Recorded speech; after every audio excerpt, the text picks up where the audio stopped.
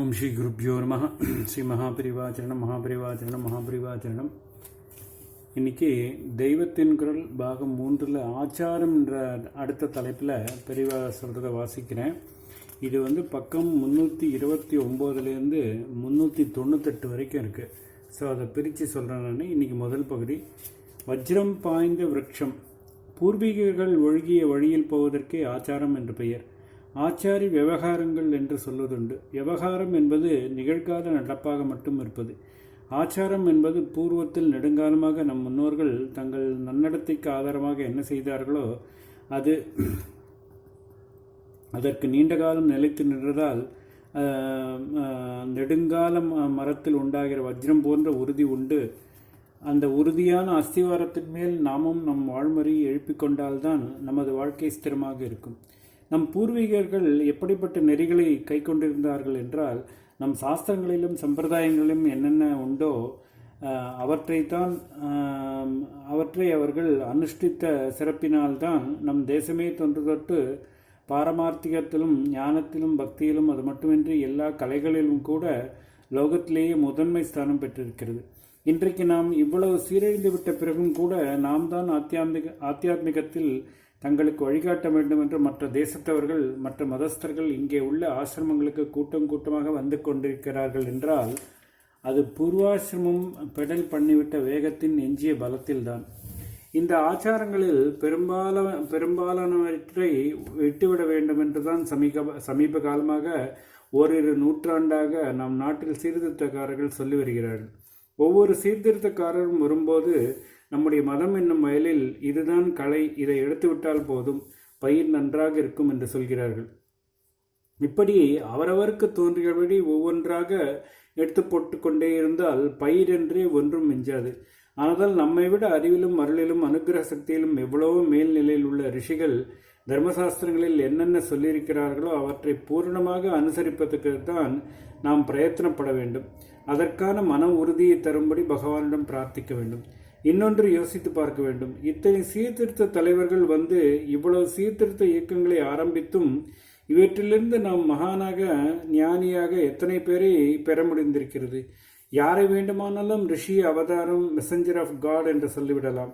ஆனால் வாஸ்தவத்தில் ஜனங்களின் தாபத்தை சமனம் செய்கிற அனுகிரக சக்தி இவர்களுக்கு இருக்கிறதா என்பதே கேள்வி.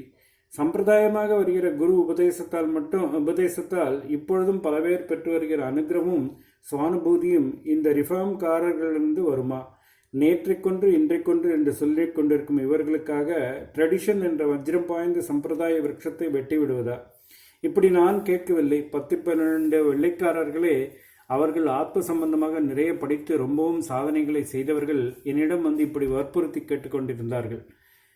ட்ரெடிஷன் என்கிற சாஸ்திர மரபு அதன்படியே சொந்த வாழ்க்கையை நடத்தினதால் பரிசுத்தி பெற்ற குருமார்கள், அப்படிப்பட்டவர்களின் அனுபவத்திலே ஊறி பக்குவமாகி வருகிற உபதேசம், தீட்சை முதலானவை இவை சிஷ்யனுக்குள்ளேயும் போய் அவனை சுத்தி பண்ணுவது என்று இப்படி இல்லாமல் ஆத்மானுபவம் எப்படி வர முடியும்? எத்தனையோ மதங்கள், ரிஃபார்ம்கள் வந்துவிட்டாலும்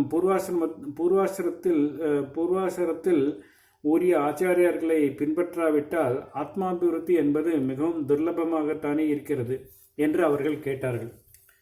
அனுபவிக்குள்ளேயே வித்தியாசம் உண்டுதான். அதனால்தான் அநேகமாக பெரிய மதஸ்தாபகர்கள் எல்லாரும் அனுபவிகளாக இருந்தாலும் சமயாச்சாரங்கள் வித்தியாசப்படுகின்றன. ஆனாலும் எவனொருவன் எங்கே பிறந்திருந்தாலும் அந்த மதத்துக்கான ஆச்சாரங்களை பின்பற்றினால் அவனுடைய ஆத்மா கடைத்தேறிவிடும். ஆத்மா கடைத்தேற சீர்திருத்தக்காரர்களை நம்பி பிரயோஜனமில்லை. அநேகமாக இந்த ரிஃபார்மர்கள் சமத்துவம் அது இது என்று சொல்லிக்கொண்டு இந்த லோக வாழ்க்கையில் எல்லோருக்கும் பெருமையான ஸ்தானம் வாங்கி தருபவர்களே இருக்கிறார்களே தவிர ஆத்மலோகத்தில் இவர்களால் ஒன்றும் பிரயோஜனமில்லை என்பதுதான் அந்த வெள்ளைக்காரர்கள் கட்சி. எனக்கு எந்த கட்சியும் கிடையாது. ஒரு ஜட்ஜை எந்த கட்சி என்று கேட்டால் என்ன சொல்வது? லாவை சட்ட புத்தகத்தை பார்த்து சொந்த அபிப்பிராயம் இல்லாமல் அதன் பிரகாரம் சொல்லத்தான் ஜட்ஜ் இருக்கிறார். எட்டர்னல் லா, சனாதன தர்மம் என்கிற சாஸ்திரங்களை பார்த்து அதில் இருப்பதை சொல்லவும் என்னால் முடிந்த மட்டும் அப்படி சொல்லியிருப்பதன் பிரகாரமே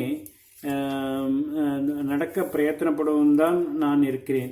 அந்த சாஸ்திரங்களில் சொல்லியுள்ள ஆச்சாரங்களின்படி நீங்கள் நடக்க வேண்டும் என்று சொல்ல வேண்டியதுதான் ஆச்சாரியாளின் சின்ன பிரதிநிதியாக இருக்கிற என் பொறுப்பு. நான் சொல்வது உங்களுக்கு ஏறுவதும் ஏறாததும் நானே அந்த சாஸ்திரப்படி எவ்வளவுக்கு செய்கிறேனோ செய்யவில்லையோ அதை பொறுத்துதான்.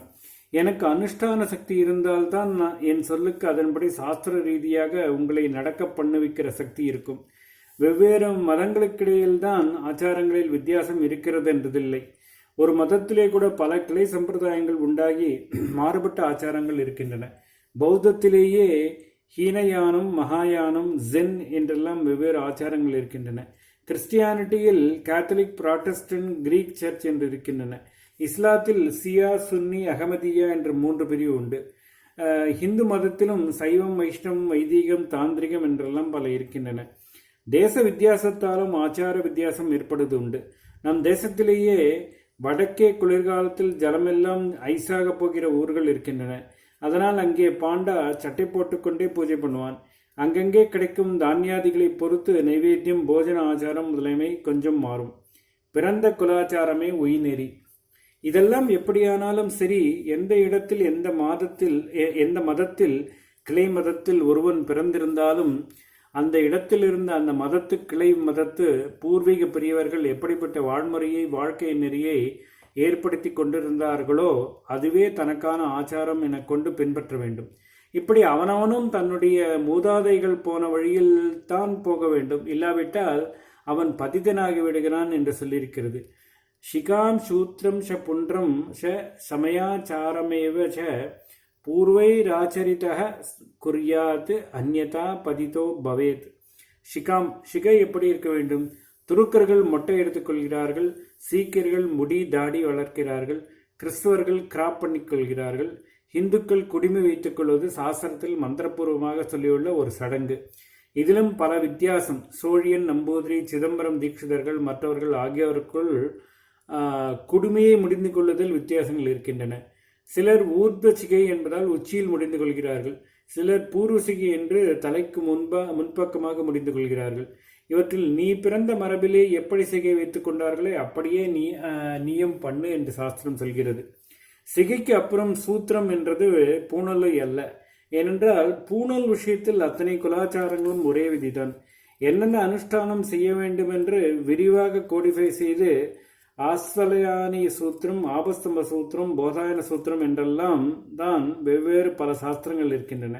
இவற்றில் நாம் பிறந்த குடும்பத்தாருக்கு எது சூத்திரமோ அதில் சொல்லியிருப்பவற்றையே எடுத்துக்கொள்ள வேண்டும். ஓம் ஸ்ரீ குருப்யோ நமः. மகாபரிவாஜன மகாபரிவாஜன மகாபரிவாஜன.